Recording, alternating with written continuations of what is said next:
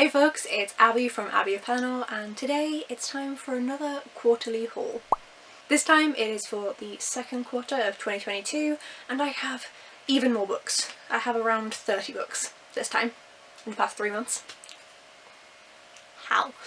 Let's just get straight into it, because okay, so we're gonna start with April. First up in April, I was sent The Atlas 6 by Olivia Blake, and this was sent to me by Hannah from Letter M because she read it and hated it, and seeing as I like Daddy LaRue and she thinks it's the worst book that has ever been written on the planet, she thought I would like this. I've not read it yet. We'll see.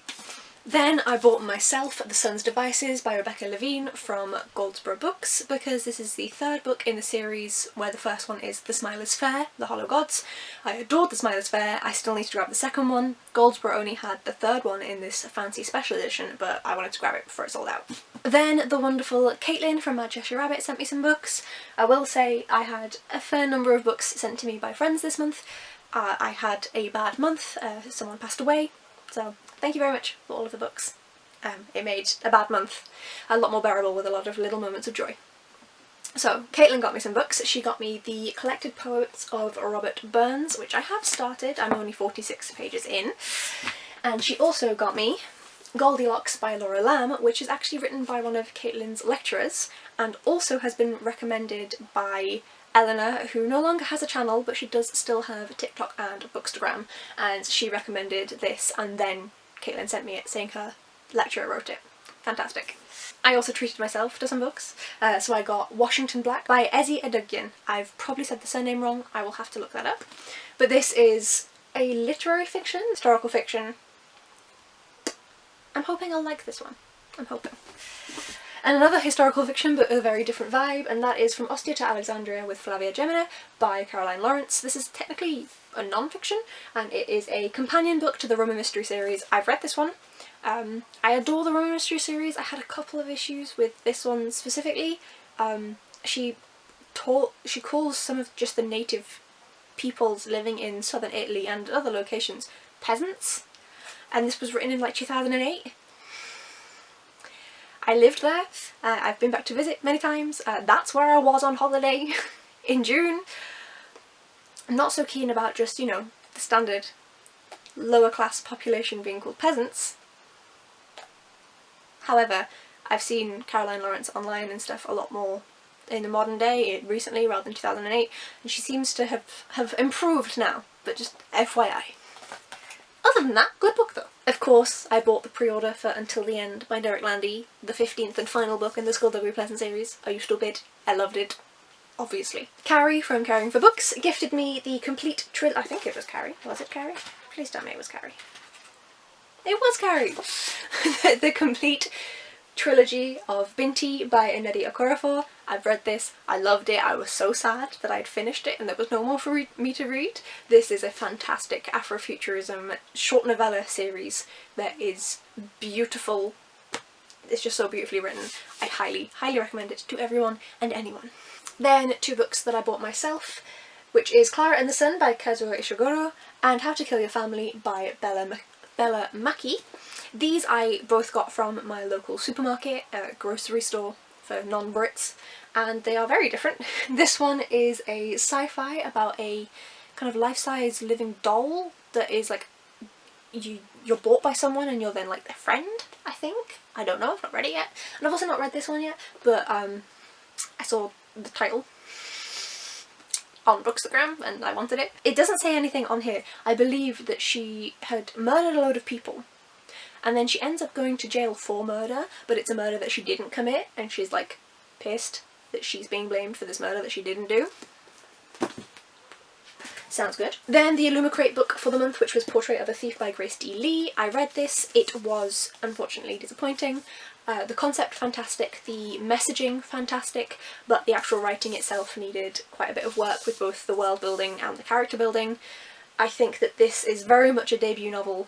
Someone should have talked to Lee and given them more guidance, because I could see points where it could have been improved, and I'm not even a writer, which is always painful to see, but I do think that Lee could come out with some great stuff in the future, so I will be keeping an eye out. And then the last one is an offcast from my dad for this month. for April, and that is Kill the Father by Sandrone Dazieri, which is a thriller where a mother and her son are abducted from a park in Rome, launching a massive manhunt. And then they try and they fail to find it, and then in the future something happens and they're worried that the father, the person they suspected of the kidnapping, has returned.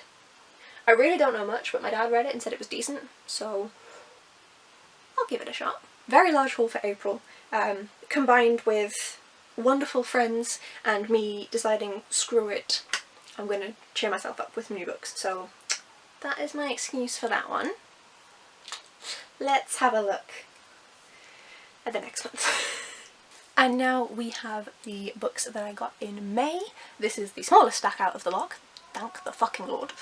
So first up we have To Hold the Bridge by Garth Nix. This is another collection of short stories from the world of Sabriel, gifted to me by Olivia Savannah from Olivia's Catastrophe. I really need to buy the Sabriel books so I can read the ones that come before this in the series. One day I'll actually buy them.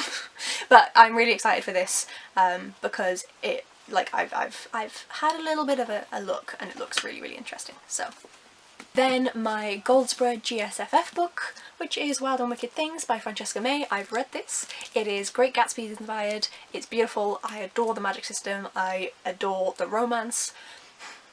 Yes, I just said I adore the romance. Leave me alone.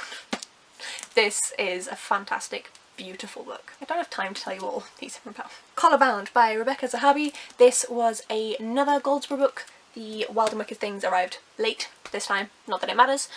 This is about a young girl who is taken to a school where everyone learns how to utilise this magic, and there's also a man who has a collar on him which signifies that he is owned by someone else and that he is their slave, but no one seems to control him like most collar bounds seem to be controlled, and it's so far just learning about the world because this is the first book in a series. I've also read this one. It's also very good. A River Called Time by Cortia Newland is another one that the lovely Olivia sent me. I have not read this one yet, so I really don't know, but the top paragraph of the synopsis says, "The Ark was built to save the lives of many, but rapidly became a refuge for the elite. The entrance closed without warning." I'm already interested. And then the last book for this month is Book of Night by Holly Black, which was the Illumicrate book. Usually I would have read it by this point, but I went on holiday instead. So I've not read this. This is supposedly about a girl who's good at, like, blowing things up.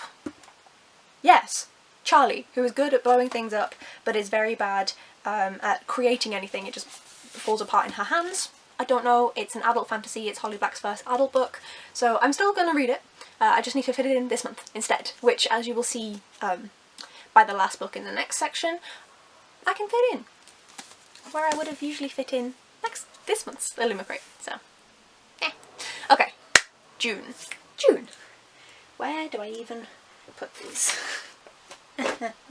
Okay, so the first books that I was given in June were some books that Olivia Savannah from Olivia's Catastrophe were unhauling, and so she thought that she would send them my way. She sends pictures and sees if anyone wants any. If they don't, they go to charity shops, don't worry, but I did end up picking 4. So first up we have Flame in the Mist by Renee Addier, then Eye in the Sky by Philip K. Dick, The Rag Witch by Garth Nix, and Demon Road by Derek Landy, the same author as the Skullduggery Pleasant series, so I am very excited to try something different from him, even though I haven't heard the best reviews. Next up was Ordinary Monsters by J.M. Miro. This is the Goldsboro book from the GSFF book club. Very excited to read this. It's set in North Edinburgh in the 1880s, yep, and is a historical fantasy following children with magical powers. Then, once again, the lovely Carrie sent me The River and the Book by Alison Croggan. She is the author who wrote the Pellinor series that I adore, and yet I still have not read any of her other works at all. So this is a really short one. It is endorsed by Amnesty International. It is all about sympathetic foreigner appearing to help them in a time of crisis, and how that goes down. If it is endorsed by Amnesty International, I'm assuming that the foreigner does not do good. So we shall see. I have high hopes for this. Then my order from Waypoint Books came through. I will link it down below. It is an independent bookshop online here in the UK, run by our very own Hannah from Ladder M. Highly recommend.